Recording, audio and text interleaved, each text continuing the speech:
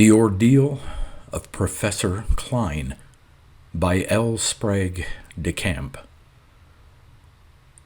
Originally published in an anthology edited by August Derleth in 1952 entitled Beachheads in Space, it then appeared in the November 1952 issue of Science Fiction Adventures magazine. Read by Darrell T. Smith II for my channel, Quasar Spectra. The Ordeal of Professor KLEIN. There has been much loose talk about Dr. Alphonse KLEIN's mental illness and its connection with our expedition last year to the city of Godot on the planet 61 Cygni A6, or Caterham, to use a native name.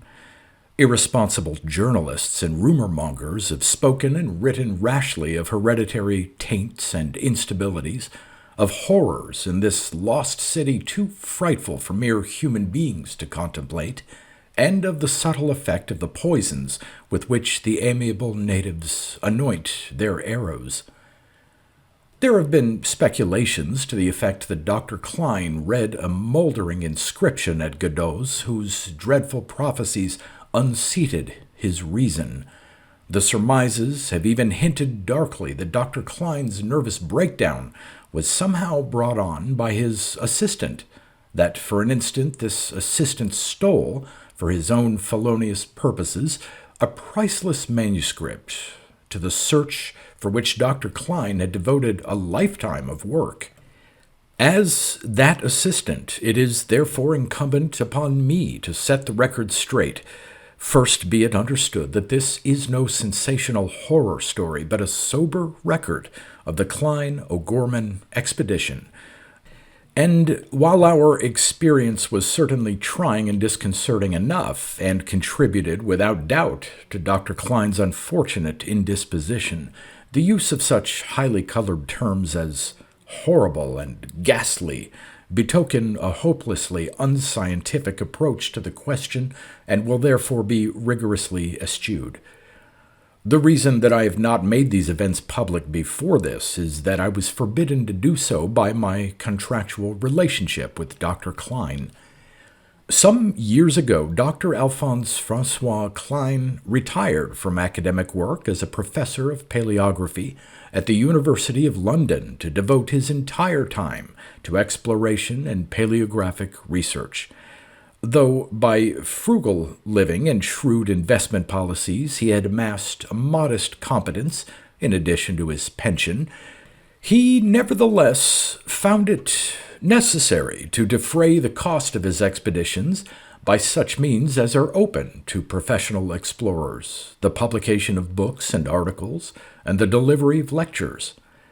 As is customary in such cases, he required any assistants who accompanied him to agree as a condition of their employment that they would not, for a specified period after their return to Terra, deliver lectures or sell books or articles about the subject expedition, quote, without his express permission, end quote.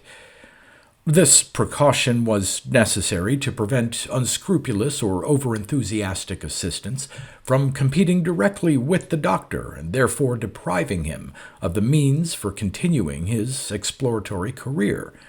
Inasmuch as the stipend which he paid his assistants came from the money that he earned in this manner, the restriction cannot be considered unfair, especially as Dr. KLEIN has always been most generous in his interpretation of this clause in his contracts.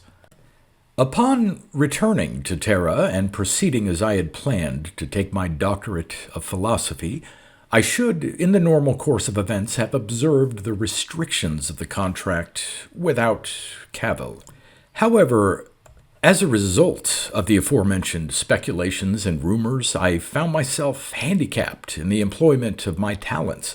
I therefore visited Dr. KLEIN in the sanitarium where he resides to ask for a waiver of the no publicity clause so that I could explain the true cause of our misfortune. See my PhD thesis, Notes on the Homotaxis of the Lacustrine Biota of the Severek region of 61 Cygni A6 by Bernard Seamus O'Gorman, Belfast, University Press, 2192, 16237. When I was shown into his room, he seemed quite lucid. He rose and greeted me warmly. A tall man of middle age with a stooped posture, a shuffling walk, and a deeply lined face beneath receding gray hair worn rather long. Though his manner is superficially vague, he misses little. He has one slight but disconcerting peculiarity. Being an Alsatian by birth, he speaks English sometimes with a French and sometimes with a German accent, depending upon the language in which he happens to be thinking. "How are you, Barney, my boy?" he exclaimed heartily, and then told the male nurse, "You may go, Withers. I have matters to discuss with my colleague, Dr. O'Gorman." The male nurse rose, but scarcely had he left the room when an alarming change took place in Dr. Klein's manner. He leaped to the washstand, snatched up the bar of soap lying thereon, and rushed towards me, brandishing this object and screaming, "Soap! Soap! Soap!" Inferring from my unfortunate colleague's gestures that his intent was to force the bar down my throat, I grasped his wrists and restrained him until professional help arrived. I could do this because, though half a head shorter than Dr. Klein, I am heavier than he, not to mention considerably younger. When the attendants had subdued the distraught paleographer, I withdrew to consider my situation. This seemed discouraging indeed until I learned that a guardian had been appointed for Dr. Klein, pending the completion of his cure. I accordingly visited this guardian, an old friend of Dr. Klein named Professor Lesage, and made arrangements with him for the publication of this article, with the understanding that the proceeds of its sale should be paid to him in trust for Dr. Klein. I am reliably informed that Dr. Klein's cure, though reasonably certain, is likely to take at least another 9 months to a year, and I cannot afford to wait that long before setting the true facts of the case before the public, and more especially before my professional colleagues. When we first planned this project, Dr. Klein explained the purpose of the expedition. "Barney," he said, "this will the biggest thing in my line in years be. This Kamjik, whom I met in Sveho, has been to Godot's, through the country of the Zanachi and back again with a whole skin, and there in the ruins of the royal library of the Hrata Empire, he swears he saw a manuscript written in both the Skjohi script and the Hrata pictographic." "Yes," I said. For being a biologist, I am a bit hazy on the finer distinctions of paleography. Klein explained, "No authentic history has survived from the Hrata Empire. Nothing. That is but a scattering of legends comparable to our own Charlemagne and Trojan cycles, and probably about as historical. Many ruins of the Hrata age bear inscriptions in what is taken to be a pictographic signary, but nobody can read it. There are also a few inscriptions in manuscripts from the end of the Hrata period, before the barbarians like the Zanachi overthrew them, in the phonetic Skjohi writing. We can read this all right, but we have yet to find a bilingual inscription comparable to the Rosetta Stone or the Behistun inscription to serve as a key." I asked, "But the Hrata language survives, does it? So why can't we be matching the known words of it with the pictures until we find a meaningful combination?" "Because it would take forever. The number of possible combinations being astronomical, and when you got your meaningful combination, you would have no means of checking it. It is believed that the signary is partly ideographic and partly syllabic, but even that is not certain. There have been a few surmises as to the meaning of some of the pictographs. This one, for instance." He opened a monograph on the subject and pointed to something that looked like a pregnant lizard. Is thought by Lesage to mean the syllable she, but I think it more likely that it stands for the syllable sa, and also the word Salawan. Maybe. Don't the other Keteremian languages do any good? Not a bit. Zanachi and its related dialects are as different from the Hirata group as Japanese, let us say, is from the English and the other Teutonic tongues. Then how about this thing in Godot's? I inquired. As I say, this Kamjik asserts that he found a sheet of Zahalov parchment inscribed on one side with the Skyohi writing and having a lot of pictures on the other. He did not bring it with him, not realizing its value, nor did he look at it very intently, since the Zanachi were hunting him. Although the Keteremians are all strictly bark eaters, the Zanachi have the disagreeable habit of cutting visitors up and performing magical rituals with the parts to make their food trees grow. And it was to this infamous use that they wished to put Kamjik. But if that sheet is still there, and the stuff is practically indestructible, it may give us the key to all those inscriptions in the Hirata pictographic.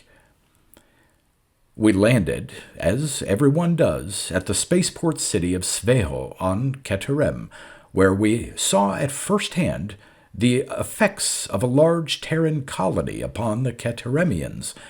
Though interesting to a student of cultural interpenetration, these effects were depressing to one who would regard Keteremian culture as an integral object of aesthetic contemplation.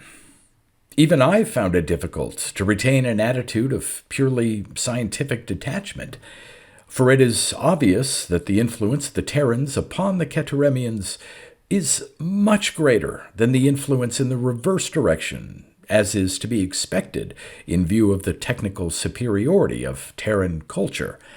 Also, of course, the culture traits most readily transmitted are those which a subjective point of view would term the vices of earthly culture. We saw Keteremians wearing jackets and trousers in imitation of Terrans. These garments are cut to fit their entirely inhuman forms, but serve no useful purpose, since the Keteremians' feathery pelts provide them with adequate protection against variations in temperature.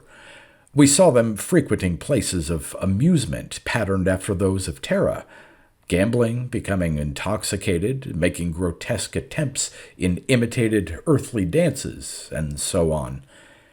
Dr. KLEIN did not pretend to view this evidence of the breakdown of the native culture with unemotional objectivity. Somewhat of a Rousseauian romantic primitivist, he remarked one day, "Once we get out of this stinking city, my dear Barney, things will be better. Finding old inscriptions is only half the reason I go on these expeditions. The other half is the joy of getting away from human so-called civilization and back to Mother Nature. Look at that! A magazine stand, with comic books even." He pointed to a large slick paper American magazine, reprinted locally from microfilm brought from Terra, whose policies he particularly deplored. "Sentimental slush! And look at that garish advertising sign.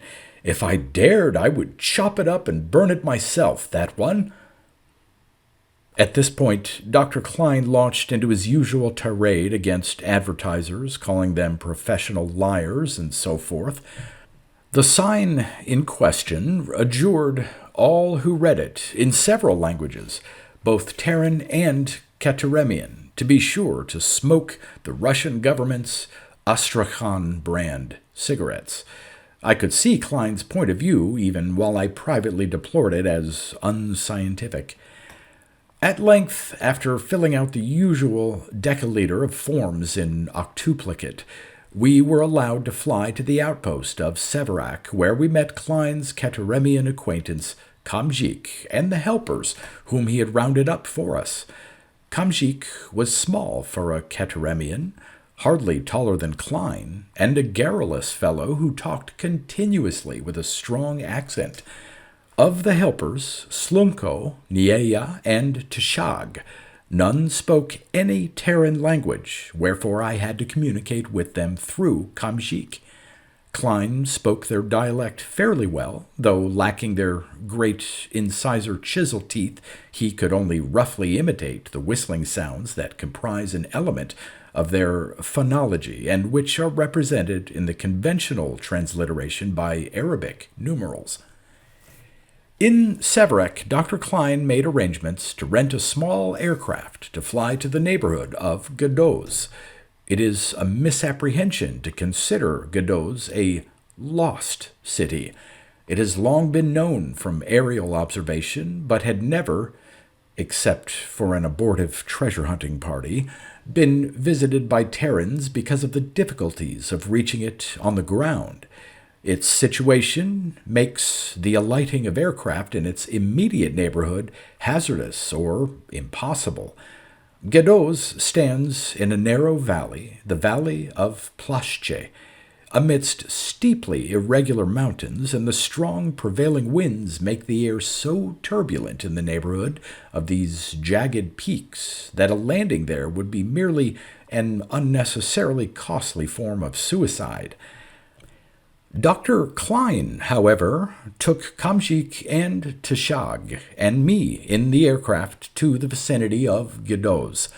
We could plainly see the city lying in its narrow valley, and after hours of hovering and circling, we found a small plateau where the wind was steady enough to permit a landing, where the ground was bare enough to obviate the danger of the nyika vines swarming over the machine in our absence and clogging the tubes and jamming the controls, and where the situation was high enough to prevent the wild Zanachi from seeing us and smashing up our machine by way of paying their respects. Dr. KLEIN then returned to Sevarek and ferried the remaining helpers and supplies in 2 more trips. From this plateau to Gadoz was a good 3 days' hike, for though the distance was less than 25 kilometers in a straight line, the extreme ruggedness of the terrain necessitated a circuitous approach. This distance, however, was short enough so that the Cateremians could carry all our food for the round trip, and therefore it was not necessary to resort to the more complicated measures with which expeditions meet logistical difficulties. The staging of supplies, the peeling off of fractions of the party who have been carrying food for the rest, and the planting of caches for the return trip. Food for the Cateremians presented no problem, as they could always live on the bark of the ambient trees. They have, however, acquired such a taste for earthly coffee that no explorer can induce them to accompany him unless he will share his supply of this beverage with them. I will not detail our experiences on this 3-day scramble, for though interesting to one with a taste for narratives of outdoor adventure, they have little bearing on the final outcome of our journey. I shall merely mention that we were nearly drowned in a bottomless swamp and were chased by an Uyedna twice the size of a Terran elephant. We heard the war drums of the Zanachi and were stalked by them, receiving a shower of poisoned crossbow bolts without ever seeing the arbalestiers. 1 missile struck Tshag, who died in great pain from the poison. We fired a few shots at random into the bush and pressed on to more open country at the outlet of the valley of Plashche. The drums died out behind us. We could not be sure whether the Zanachi gave up the pursuit because the thinning of the vegetation would have made it necessary for them to expose themselves to our fire to get within crossbow range, or whether, as Kamjik averred, Zanachi no go near Gadoz, afraid of evil spirit of Hrata king. Despite his years, Dr. KLEIN proved himself a woodsman of uncommon resource, adroitness, and endurance. At the end of a long day, when I was reeling with fatigue, he would be slouching along without visible sign of abatement of his powers. Towards the end of the third day, we reached the ruin. I must testify that for somber magnificence it puts such Terran cognates as Angkor Wat and Petra and Copan to shame. Moreover, I became aware of a growing feeling of uneasiness within me, as if Kamjik's primitive gossip about the evil ghost of King Zahal the Fiendish were to be taken seriously. Of course, I immediately dismissed all such unscientific feelings as mere subjective illusions begotten by fatigue and childhood complexes. With an effort, I managed to retain my unemotional objectivity. The city of Godot has, of course, suffered greatly with time and dilapidation, especially from the sack of the city by the Khalchimvi army 846 Keteremian years ago, when the Hrata dynasty was extinguished, and again from the depredations of that band of Terran treasure hunters 40-odd years ago. We learned from Kamjik that these adventurers found no treasure and were captured by the Zanachi, who employed them in their immemorial magical rituals. My colleague was heard to mutter, "Serves those Skelerets right." Now Dr. KLEIN became greatly excited over the hundreds of inscriptions on the still-standing walls of Godot. These appeared to be all in the Hrata pictographic writing. Dr. KLEIN dashed from one to another, exclaiming over them and bemoaning the fact that the day was too far gone to start photographing them. "If we can only find a bilingual inscription," he cried, "we shall rank with Champollion and Rawlinson. Where is this library, Kamjik?" The Caterimian led us down one overgrown street after another, scrambling over or skirting around the great blocks of stone that had befallen into the street from the buildings flanking it. At length he halted before a big building, half of which still stood, though its stones were fire-blackened. Then he led us inside. We trod softly, as if the vibrations of our footsteps might bring down the teetery remains of the structure upon our heads. Here and there we saw a few charred and crumbling remains of the wooden stacks projecting up out of the thick dust from which the books had long since vanished. We understood that those that had not been destroyed at the time of the sack were all taken away as loot, then or later. A few of these still exist, either the originals or copies, but all are written in the Skjohi script, which had then replaced the much more difficult pictographic signary, and none sheds any very clear light upon the history of the Hrata Empire. "Well," said KLEIN, dancing in his eagerness, "is over this way," said Kamjik, and led us to where a pile of rubble in one corner had been pulled apart to expose a genuine Hrata book. As you probably know, Keteremian books take the form of a codex with all sheets bound together as with all Terran books of the present day, but the binding is across the top instead of at the side. Therefore one reads such a book by flipping the pages upwards, as if it were a stenographic pad. The present book was large but thin, with covers of thin fatse bark, about 25 by 35 centimeters. Across the front of the cover were written a number of characters in the Skjohi script. KLEIN explained, "A periodical.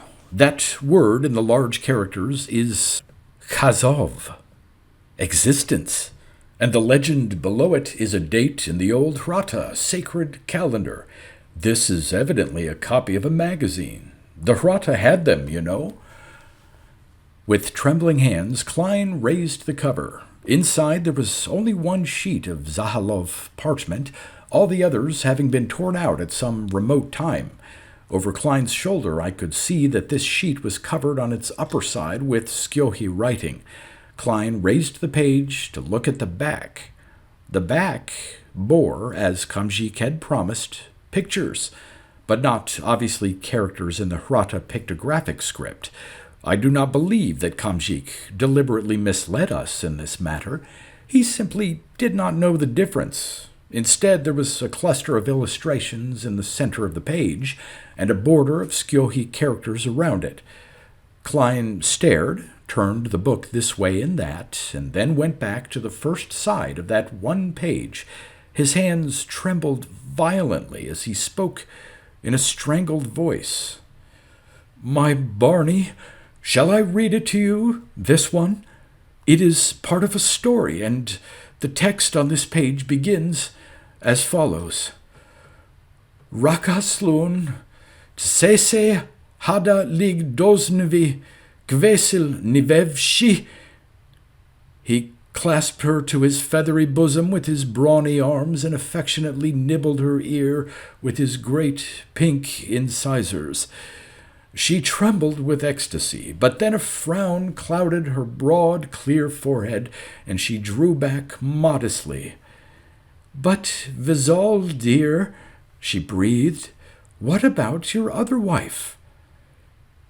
"It goes on and on like that. Herrgott!" I asked, "What about the back?" "Do you want to know what the back is?" shouted Klein, the veins standing out on his forehead. "The text around the margin reads, 'Use Privny's excellent soap. Cleans cleaner, cleans whiter. No more back-breaking toil for mother. Buy from Privny.' And these woodcuts in the middle show a female Keteremian employing the soap to cleanse her offspring, house, and other properties. Soap, soap, soap!" Dr. Klein's voice rose to a scream as he flung the remains of the book from him. Knowing his reverence for relics of antiquity, I was astounded and then alarmed as he burst into a fit of maniacal laughter, rolling about in the deep dust of the floor. "Help me tie him up," I cried to Kamjik. "He's gone mad." But the native refused to take any part in securing my unfortunate colleague. After all, he had only my word that I was the sane one of the pair, and he saw no reason for getting involved in a dispute between other worldlings. I therefore was compelled to complete this distasteful task myself. I received a black eye in the process, for Dr. Klein proved deceptively strong and agile in close combat. After a nightmarish return journey, during which I came perilously near to losing my scientific objectivity altogether, I delivered my colleague to competent medical care, under which he is now well on the road to recovery. The Hratan magazine is in the British Museum awaiting Dr. Klein's eventual attention, though it seems improbable that the study of its one remaining sheet will shed much significant light upon the multifarious problems of Hratan history. That is the story of the Klein O'Gorman expedition. It is, as you see, a quite unspectacular one, altogether unworthy of the lurid surmises and rumors that unprincipled gossip-mongers have circulated in recent months. I trust, therefore, that this clarification will terminate the proliferation of these ridiculous canards once and for all.